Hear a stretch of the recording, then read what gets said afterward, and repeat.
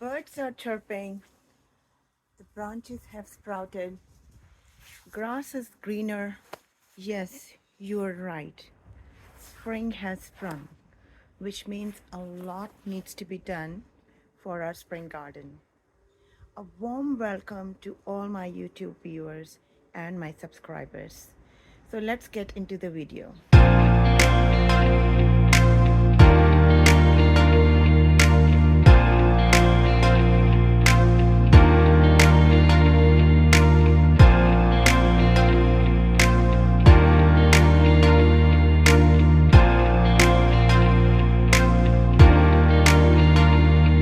They say it's hardest in the beginning, messy in the middle, and mesmerizing at the end.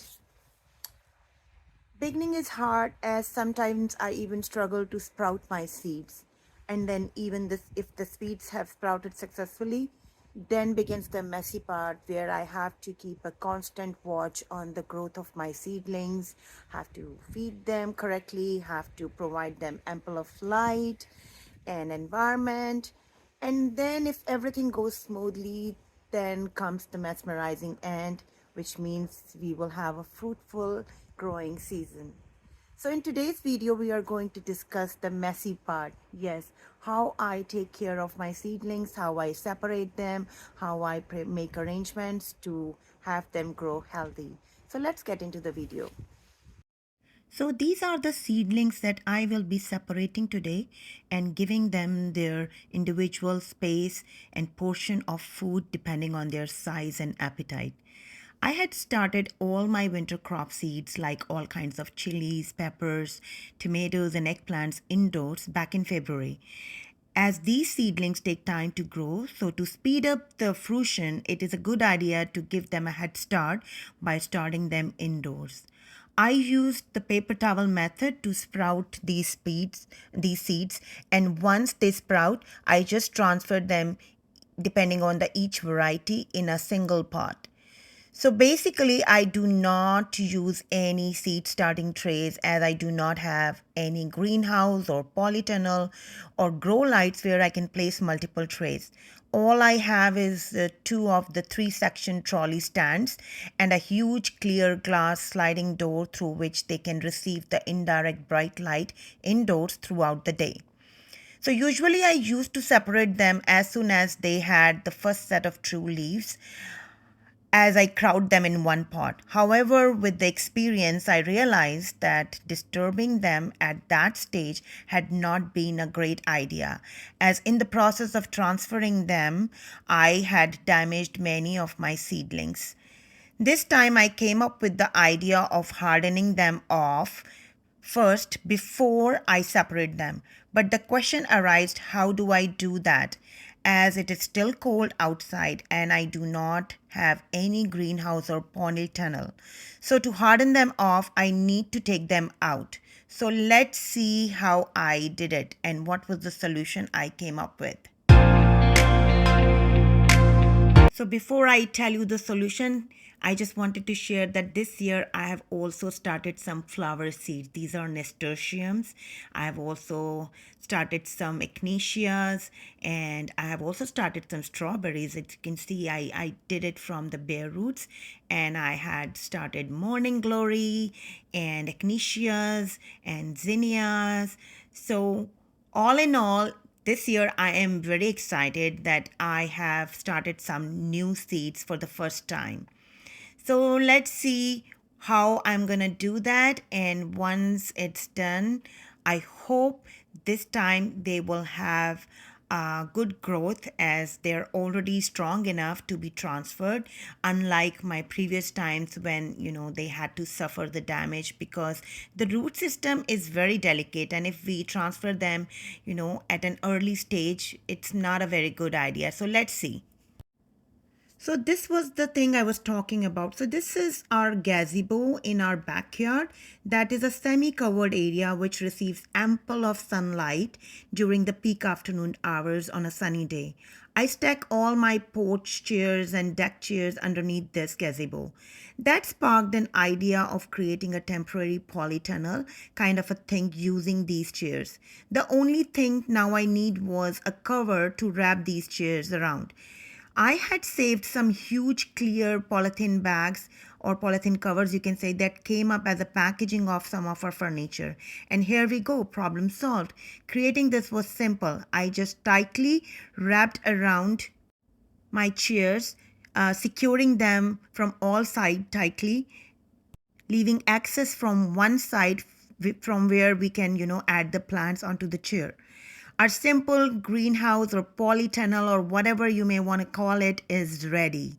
Mind it, before you decide to bring them under this arrangement, bring your seedlings outside gradually on a bright sunny days to acclimatize them to the outside temperatures for about a week, at least for a week. Gradually do it, like bring them for 1 hour on one day, and then the second day leave them for 2-3 hours, and then gradually increase the time.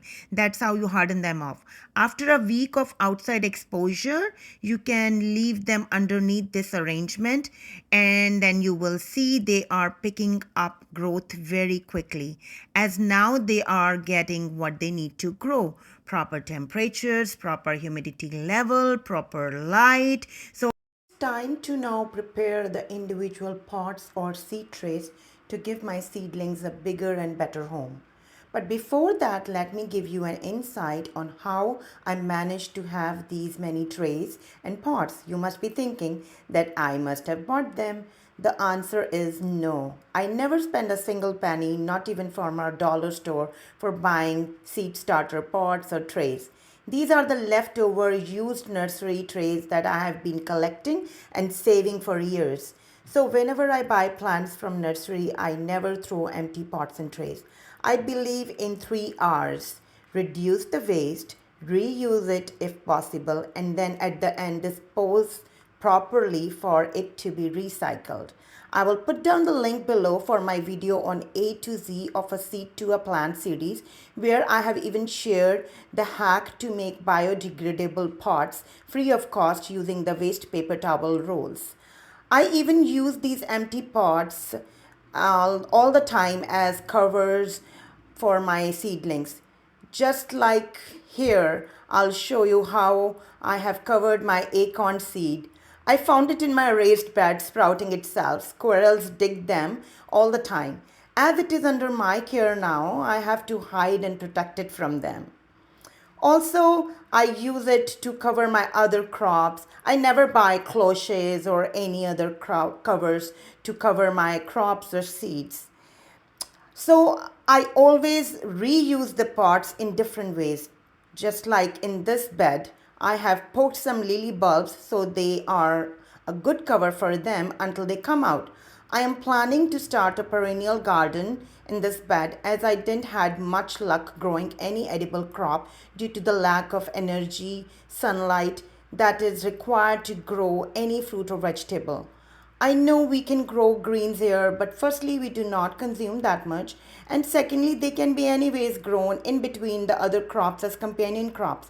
So, might as well use the space to add some color and fragrance to my garden. I am planning to add some huge sunflowers at the back as well. Keeping my fingers crossed, I have added some sedums, and let's see how it turns out as per my thoughts. So I will definitely going to share the video. So now let's prepare the potting mix for these seedlings. Those who follow my channel know very well that I always prepare my potting mix by replenishing the existing soil from previous season spots. I have put a link above here for one of my video in which I have shared the recipe of a seed starter mix. Always keep in mind that the seedlings do not need a heavy dose of fertilizers. All they need is a soft and supple mix that gives their tender and delicate roots enough room to grow freely and with ample supply of oxygen. If we use a soil mix that is heavy and compact, the roots will rot and hence damage the saplings. All I'm going to do here is I will sieve through this used soil mix 2-3 times to get the fine particles of soil, coco peat, peat moss and some perlite that is already there. If you want to use the soilless media, you can just use a mix of coco peat and perlite instead. Whatever substrate you use, just make sure to keep the portion of base substrate at 60% and then add 30% of vermicompost or leaf mold, and the rest 10% will comprise of the bone meal and blood meal. You can take one of either as well. Just remember the ratio of the feed that you are adding to the substrate should not exceed this. After I transfer my seedlings to their new pots, I will not feed them with anything else until the final transplant in their respective beds or pots, except a weekly dose of seed elixir, the recipe for which I will share in a separate video. So let's do this. Well, to give an overview of this seed elixir, let's understand what this liquid is.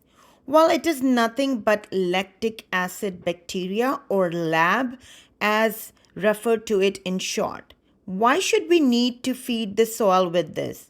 Well, because not only it helps in increasing the germination rate of the seeds, but it also helps preventing the dumping of disease in the seedlings.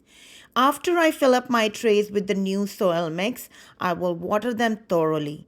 I prefer to use the rainwater. If you also have that available, great.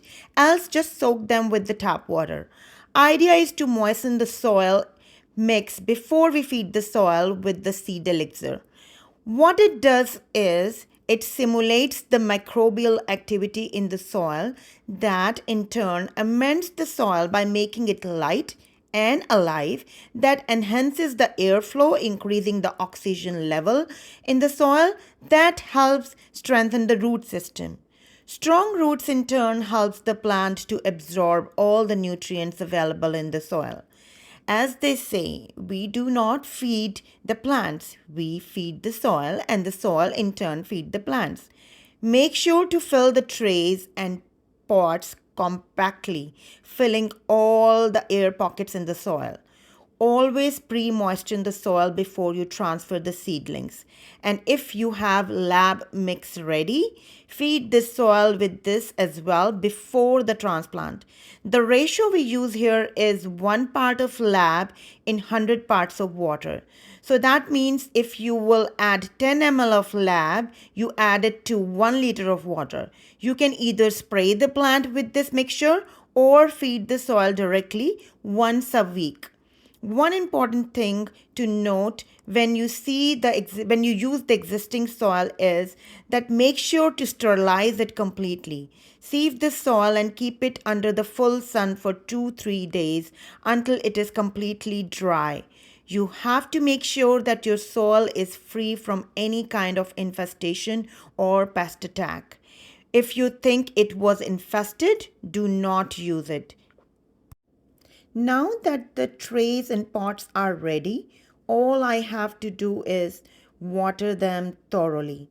As I mentioned, I would prefer to use the rainwater. However, since it's a cloudy day today with 100% chance of precipitation in the forecast, I am planning to leave them here to get soaked in rain instead of me watering them with my prized possession. Anyways, I had no plans to transplant these seedlings for another 2 weeks, as we have 2 more weeks of cold weather with chances of frost in the forecast. I am definitely not in a hurry, so let the nature do its job for me. After they get soaked in the rainwater, I will feed the soil with this elixir only a day before the transplant and then continue the process every week until the final transplant, hoping for a fruitful growing season this year as well.